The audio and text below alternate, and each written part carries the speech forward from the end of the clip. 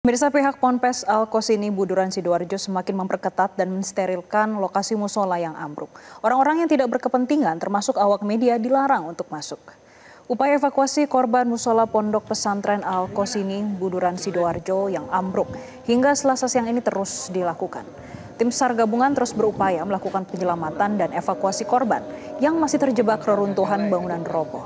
Pengurus Ponpes Al-Qosini sendiri memperketat pengamanan di lokasi pintu masuk pondok. Pihak-pihak yang tidak berkepentingan dilarang untuk masuk. Sejumlah awak media hanya berdiri di pintu masuk Ponpes dan hanya awak media yang datang pagi hari saja yang masih dibiarkan di dalam lokasi Ponpes.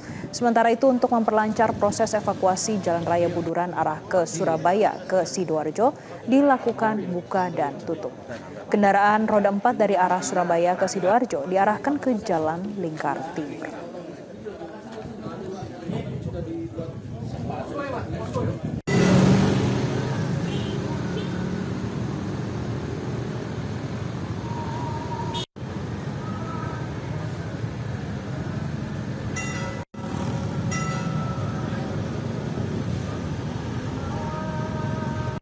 Dan untuk mengetahui bagaimana kondisi terkini di lokasi runtuhnya bangunan Ponpes Al-Qosini Sidoarjo, Jawa Timur, kita telah tergabung dengan jurnalis Metro TV Belinda Firda langsung dari lokasi.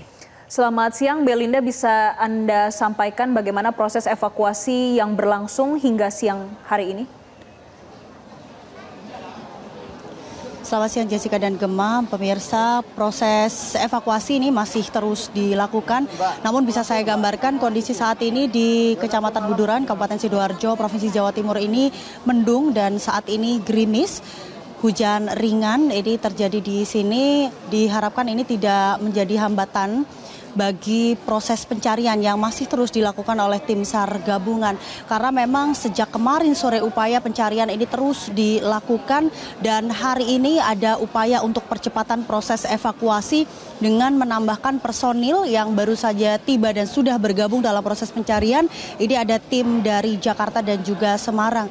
Karena kalau kita mengingat bahwa proses evakuasi yang sedang berlangsung pada hari ini membutuhkan teknik khusus dan juga ketelitian yang tingkat tinggi, mengingat struktur bangunan yang rapuh dan dikhawatirkan akan ada getaran yang mengakibatkan bangunan ini ambruk.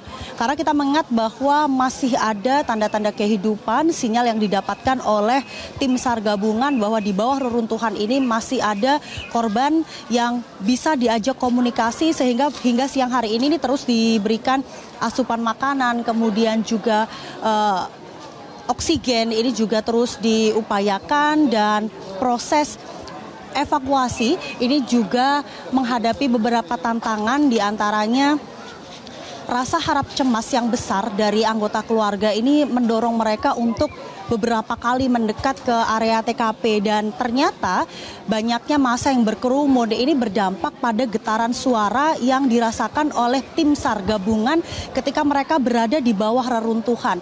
Hal ini akhirnya yang dilakukan oleh tim SAR ini memperluas area sterilisasi untuk memudahkan dalam proses evakuasi. Karena semakin banyak aktivitas masyarakat di sekitar TKP, meskipun itu jaraknya tidak terlalu dekat, namun ini ternyata cukup berpengaruh terhadap pendengaran dari tim SAR yang harus berkonsentrasi tinggi dalam proses pencarian.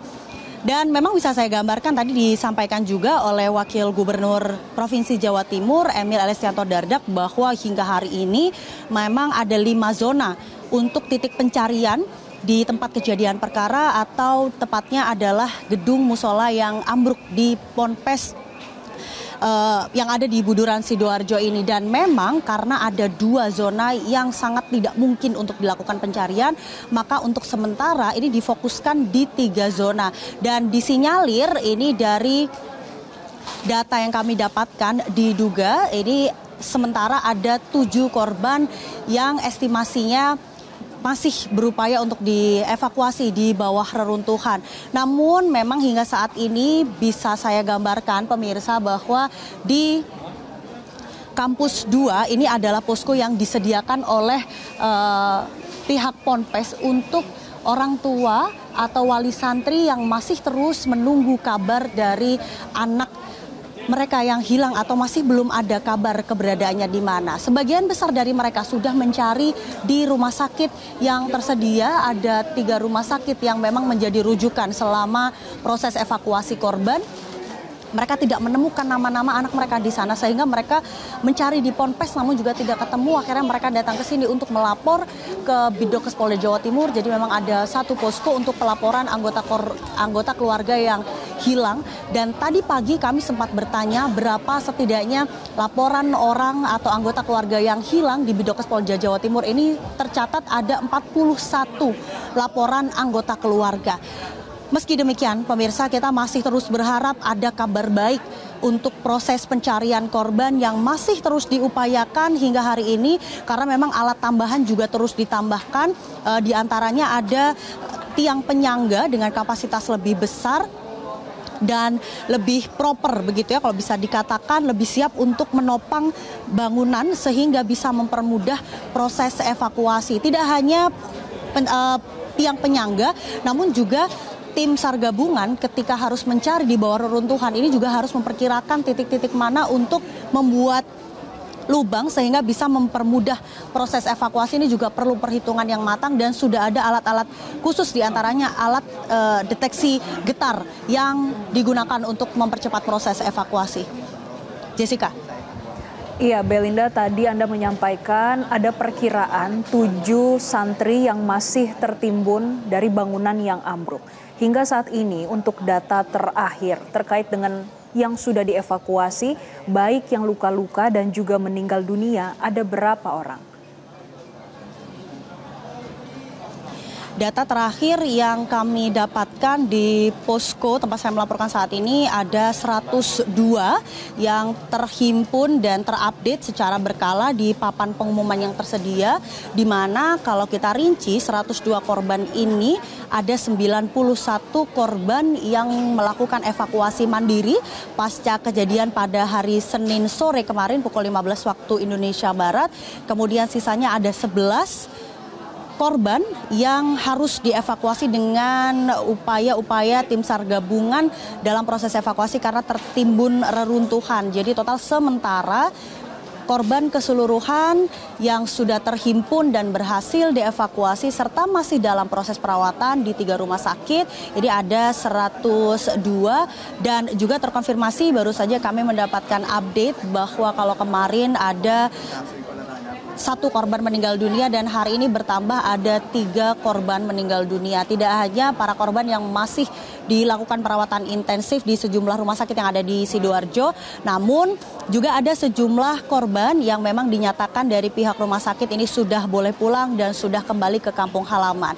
Namun pemirsa juga saya informasikan bahwa sampai saat ini aktivitas di pondok pesantren Al-Khozini Buduran Sidoarjo ini tidak dilanjutkan. Jadi mereka berfokus pada proses pencarian, kemudian juga melakukan istighosah secara berkala atau kirim doa kepada proses pencarian hari ini. Dan memang sebagian besar santri yang berada di wilayah atau di area pria ini sudah dijemput oleh anggota keluarganya dan pulang ke kampung halamannya masing-masing. Kita akan update terus bagaimana upaya pencarian korban di hari ini. Besar harapan kami dan harapan semua keluarga yang menunggu di belakang saya ini ada kabar baik untuk anak-anak mereka. Sementara demikian kembali ke studio. Baik, terima kasih Belinda Firda atas laporan Anda langsung dari kawasan Sidoarjo, Jawa Timur. Jelajahi cara baru mendapatkan informasi. Download Metro TV Extend sekarang.